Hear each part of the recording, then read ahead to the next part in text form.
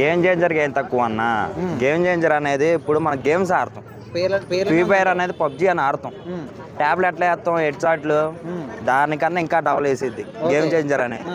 దద్దరు వెళ్ళకపోతే game changer అనేది on the spot. So teaser చూసిన తర్వాత ఒక రకమైన మత్తెక్కిపోయింది అందరికి అంటున్నారు ఫ్యాన్స్ అందరూ. ఎక్కిద్దన్న, గేమ్ చేంజర్ చూస్తే ఎక్కిద్ది, కంపల్సరీ ఎక్కిద్ది.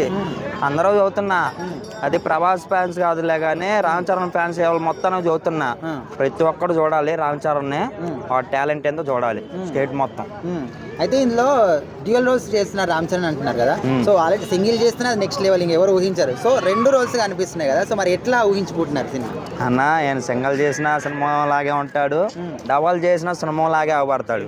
ఎన్టీఆర్ అన్నప్పుడు రామ్ చరణ్ అప్పుడు ఇద్దరు కలిసి చేశారు. ఎవరు హైలైట్ అయ్యారు? రామ్ చరణ్ హైలైట్ అయ్యాడు.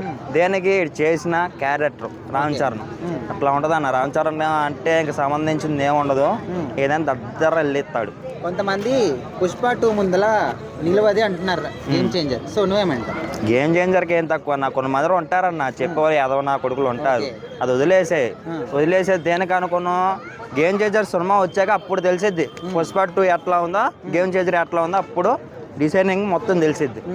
అయితే అందరు కాదు, కొంతమంది టీజర్ చూసిన తర్వాత కొంచెం మాకు కన్ఫ్యూజన్లో ఉంది, అర్థం కాలేదు అంటారు. సో అట్లాంటి వాళ్ళకి ఇప్పుడు టైలర్ మారిద్దన్న, మళ్ళీ మారుతాడు. ఈ పుష్ప 2 అనేది ఎట్లా ఉందని, ఇప్పుడు గేమ్ చేంజర్ అనేది ఎట్లా ఉన్నది తెలుసు. నెగిటివ్ పడిద్దిగా బయట, తెలిసిపోయేది ఇంకా ఆటోమేటిక్ ఎట్లా మారాలి అట్లా మారవాలని. ఇప్పుడు నుంచి కరెక్ట్ చేసి పెడతారు. సో అందులో వచ్చిన 3 క్యారెక్టర్స్ సెట్ అయినాయి అంటారా? ఒకటి కాలేజ్ స్టూడెంట్, ఇంకోటి ఐఎస్ ఆఫీసర్, ఇంకోటి నాన్న క్యారెక్టర్. సో అవన్నీ సెట్ అయ్యాయంటారా? రామ్ చరణ్కి ఏ క్యారెక్టర్ ఏం సెట్ అయ్యిద్ది అన్న, అది దాన్ని ఏం ఉండదు. క్యారెక్టర్ ఏ క్యారెక్టర్ ఇచ్చినా సెట్ అయ్యిద్ది అది. అయితే ఆ టీజర్లో చూస్తే 30 రోజుల్లో కోపం తగ్గించుకోవడం ఇలా ఒక బుక్ అయినట్టుగా అనిపిస్తుంది. సో ఇందులో కోపం ఎక్కువ ఉండబోతున్నారు రామ్ చరణ్కి. ఎట్లా? కోపం ఉన్నా బాగానే ఉంటాడు, కోపం లేకపోయినా బాగానే ఉంటాడు అన్న. నవ్వుతే ఇంకా బాగుంటాడు రామ్ చరణ్. రామ్ చరణ్ ఎట్లా ఎందుకు ఉంటాడంటే ఇప్పుడు జనాలకి అగబడాలని, నాలో ఉన్న కోపమైనా ఆ నవ్వైనా మొత్తం జనాలు మొత్తానికి తెలియాలని అట్లా చేస్తాడు. ఇది ఒక సో సంక్రాంతి కానుక రాబోతుంది కదా గేమ్ చేంజర్ సినిమా.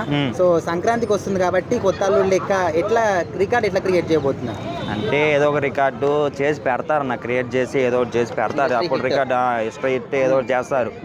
కంపల్సరీ హిస్టరీకి ఎక్కిద్ది. ఇది ఎక్కే బదులు ఉంటుంది, కెపాసిటీ ఉంటుంది.